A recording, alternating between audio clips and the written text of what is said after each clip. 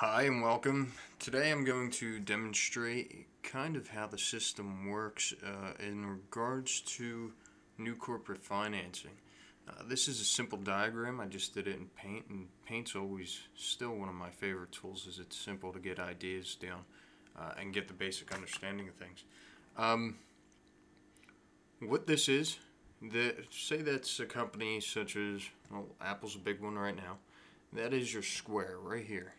So that's going to be your company, and inside each company you have employees, and that pretty much represents their financial ability.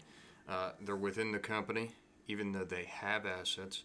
They typically don't spend much outside of the realm of domestic goods, leisure, and simple items such as that. You have the core of the company, the idea, where it comes from, and from that core, I didn't want to draw too many lines, but really these connect to the exterior. And between that, you would have shareholders and profit takers, which would be represented by these squares. And in between these squares, I didn't do it for each one, but here you would have small businesses that develop likely between them and off of the company, such as accessories, in Apple's case, and small organizations like that. Sometimes, if you get lucky, you get two together, and a portion of their income comes together, and you get a new business. Likely, it's a large business. It's something that starts a town. From there, what we're looking for, what I'm looking for, what people are looking for, what needs to happen is a new platform. So if we get lucky, I'll try and do this the best I can, we get one of these in here, and we get something in the center here. I didn't draw the lines yet, but you get something that kind of looks like an AT&T symbol. And from there, I'll try and get that the best I can. Do that one. Do that the best I can quickly. And then you get social platforms from that. So there's a huge explosion of new ideas, a new perspective in the realm of all the mediums and new ideas. Pretty much the same thing that started America happens again. My corporation, my company,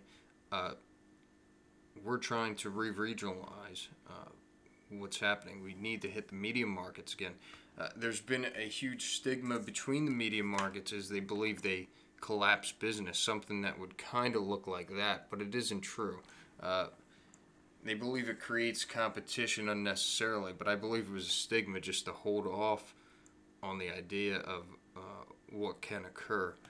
It's obviously not the case. A lot of people think medium markets, accessory markets, small slight improvements. Typically the medium markets in America are from foreign competition. You typically get competitive advantages domestically and create those, and those are really what are considered medium markets.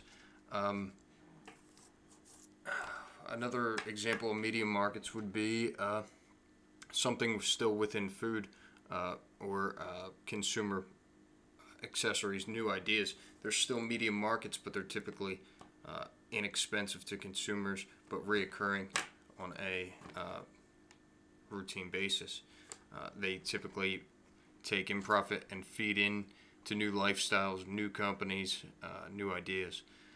So that's kind of the way it's set up right now. Again, we're always looking for someone to make a move out of their own market.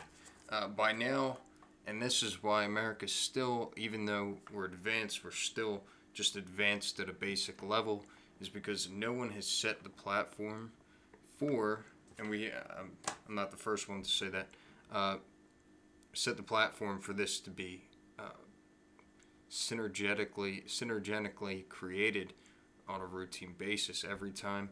This thin line that you see here is kind of should be a whole platform on itself. People kind of try to pretend it breaks down. It occurs. By now, you would think it would be a lot simpler. But I could get into it, and maybe I'll do another video. Real quick, you get into the realms of country boundaries and diplomatic support. So it does go that far. It is that difficult. But I hope I gave you a better understanding of how things are done.